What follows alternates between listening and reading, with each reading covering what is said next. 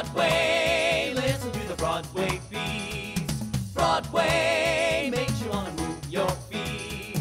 Everybody's tapping into everything that's happening on Broadway beats. Broadway beats. Broadway beats. Broadway beats. This season's most talked about new musical, The Book of Mormon, has just opened at the Eugene O'Neill Theater.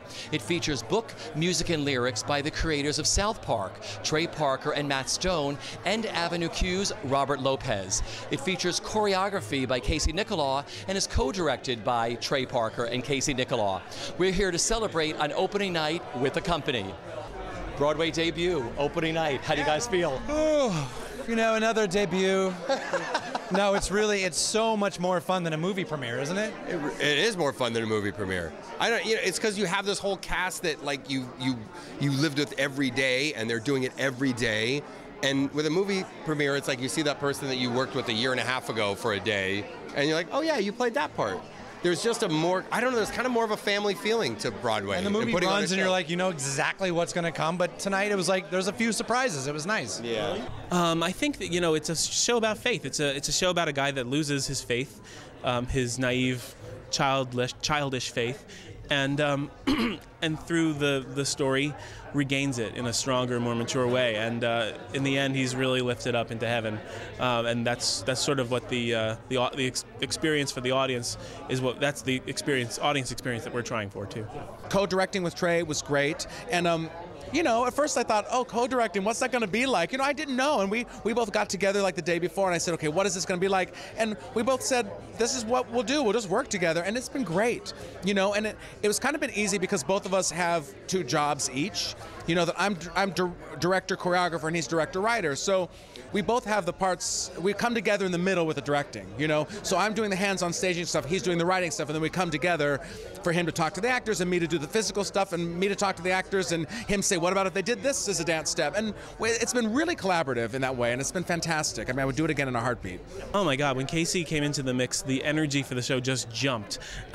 That's the only way to put it. His dancing is just so infectiously energetic and so funny, just in and of itself, just watching people doing steps and you just laugh at the steps. I feel like, you know, his sensibility matches with ours perfectly, and you know, whereas I think the show that we had without Casey, the show would have been still funny, but it would have been more kind of plotting and talky and thinky, and now it's just kind of like also a party. And actually having amazingly talented people around you to take little ideas and make them gigantic, and to take, you know, things that we're so used to doing in movie and TV world and make them theatrical. It's really been amazing. I have nothing to add to that. Both Bobby and Casey are just they're just great. I think the creators of this show, when you come to Matt and Trey and Bobby, are completely fearless, and they're fearless without apology. And I admire that a great deal as an actor who wants to consider himself some sort of artist. And and Casey, who's our director, I love him for his heart. And he's another fearless person, but there's so much heart in Casey, so much love of show business. There's so much love of music and musicals and the human story, and he just knows how to create company, and he's such a generous spirit. I love that this material is dangerous. I mean, it's scary. I mean, it's brilliant and it's compelling, but I think most of all, it's like no one knows what the reaction is going to be from the person they're sitting next to watching this, you know? It's electric. And to be a part of something like this, and we could feel it in rehearsals. You know, we would say if there was somebody who was new to the cast, we would always watch their reaction during, you know, Hasadiga and see what they were thinking. It's amazing to get to do that every night with 1,000 people in front of you in a Broadway house. I have to tell you, we were really nervous. You don't know, in anything, you don't know how an audience is going to react. And particularly in this, we're dealing with, you know, sort of racy material. We're talking about race, we're talking about religion and faith, and those are really hot button issues. And so I don't think we knew we knew what we thought, but which was that it's hilarious and great and smart and funny and sweet, but we weren't sure that everyone else was going to agree with us. After that first show, I don't have a fear at all anymore. That first show was nerve-wracking, and now we're just ready to have everybody love it, you know. Talk about your cast. It's inspiring because there's no way we would do that. No way. They have big fucking balls, man.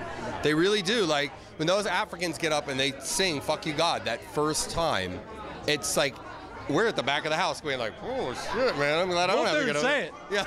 It's like that bully kid that's like, "You go tell the teacher to fuck off."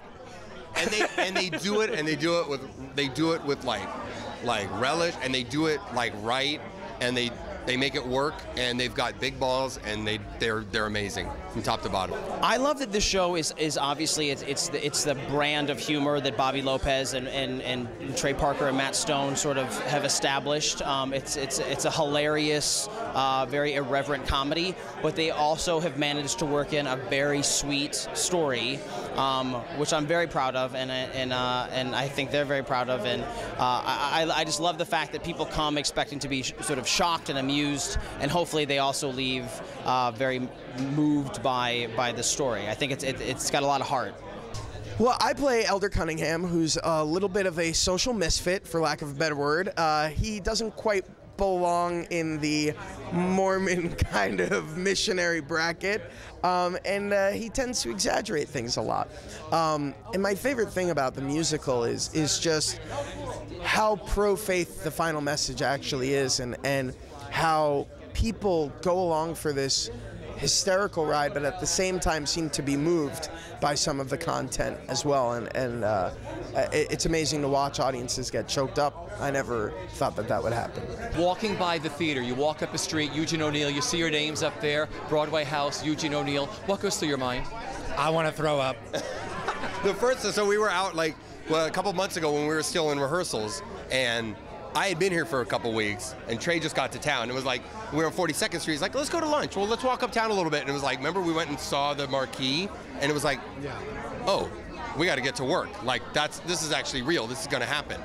And I mean, it's the first thing I do whenever I bring anybody to town. I take them by the marquee and I show them, and it's cool.